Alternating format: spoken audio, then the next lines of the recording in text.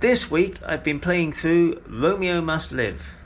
This is a mid-length visual novel from Little Black Book Entertainment. I've played and reviewed a few of theirs and they've all been pretty good.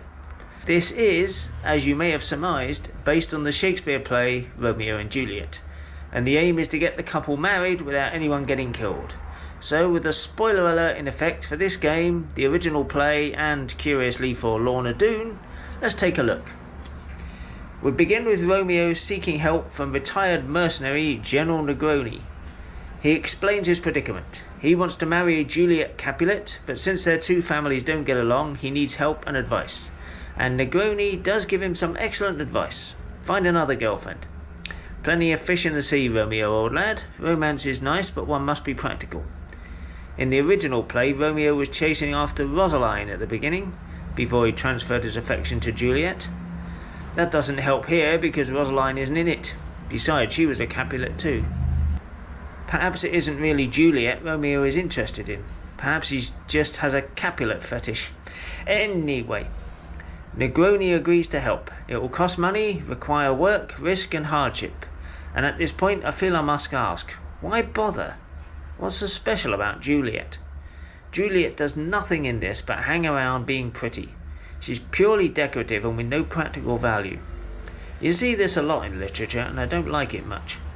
The hero goes to a lot of effort for the benefit of a woman that contributes nothing to the relationship. The worst example of this, I think, is the 19th century novel Lorna Doone. The hero, John Ridd, is a farmer. He needs a wife that can wrestle a sheep out of a snowdrift at 3 a.m, not some hothouse flower that does nothing but swan around in a silk dress simpering. And yet this is who he falls for, even though he brings the wrath of the Doones down upon himself. Anyway, Romeo must live. Now, the whole point of this is to get the couple married off without anyone dying. You can make this happen if you pick the right choices, but there are other endings.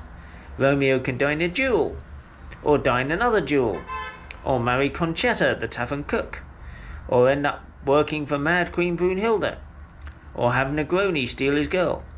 Either way, it's still less bloodthirsty than the play, which has 6 deaths. There are 10 endings in total, and enough new material in each to make it worth chasing them. The story is complex enough to keep it interesting. There is no voice acting or animation, but the art is pretty good, and even the music is okay. The dialogue zips along nicely, and the whole thing is rather good. A playthrough will take about 2 or 3 hours. Now, there is an adult patch for this, which is free on Steam, but personally I don't recommend it. It doesn't add much, just a few extra scenes with 1 additional bit of CG each. They also detract from the plot a little. Romeo is supposed to be doing all of this to win Juliet, but he has no qualms about banging a few other women on the side. It makes him less sympathetic. Anyway, this is pretty good and I definitely recommend it. Give it a go.